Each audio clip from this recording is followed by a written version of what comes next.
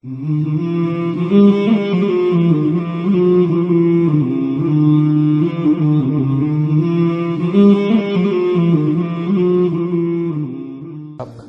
ہیں شوہر پہلی بیوی کا نان نفقہ مشکل سے ادا کر رہا ہو تو دوسری شادی کرنا جائز ہے؟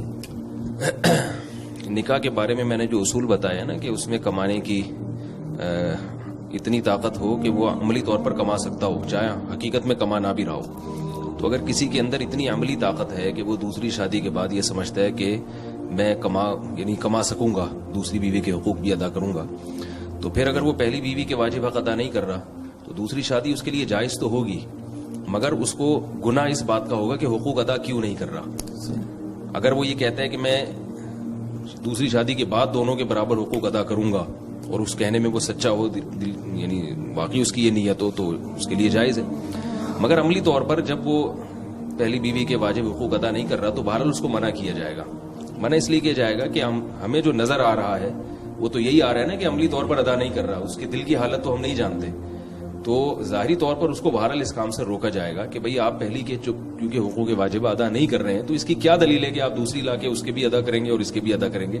تو ہم ظاہر کے مکلف ہیں, تو دل کی نیتوں کے ہم مکلف نہیں ہیں. وہ دل کا معاملہ وہ جانے اور اللہ جانے.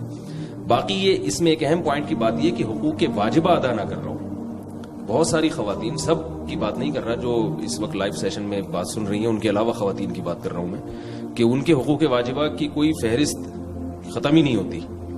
یعنی وہ اتنی لمبی ان کے حقوق واجبہ ہوتے ہیں, تو جیسے ہی شوہر دوسری شادی کی بات کرتا ہے وہ کہتی ہیں کہ بھئی یہ تو ہمارے حقوق تو ادا نہیں ہو رہے. تو پہلے کسی ماہر مفتی سے پوچھیں کہ حقوق ہیں کتنے. صحیح. تو وہ حقوق اگر واجب ہیں جو شریعت نے واجب بتائے ہیں, وہ نہیں جن کو عرف واجب کہتا ہے, تو وہ اگر شوہر ادا کر رہا ہے تو پھر اس کے لیے جائز ہے کہ, اور اگر واقعی وہ ادا نہیں کر رہا, ضروری نان نفقہ نہیں دے رہا, ضروری کھانا پینا, ضروری رہائش, جو عرف میں جو چیزیں ضروری سمجھی جاتی ہیں اور واقعی ضرورت بھی ان کی, وہ اگر ادا نہیں کر رہا تو پھر اس کو منع کیا جائے گا دوسری شادی سے. لا الہ الا اللہ محمد رسول اللہ.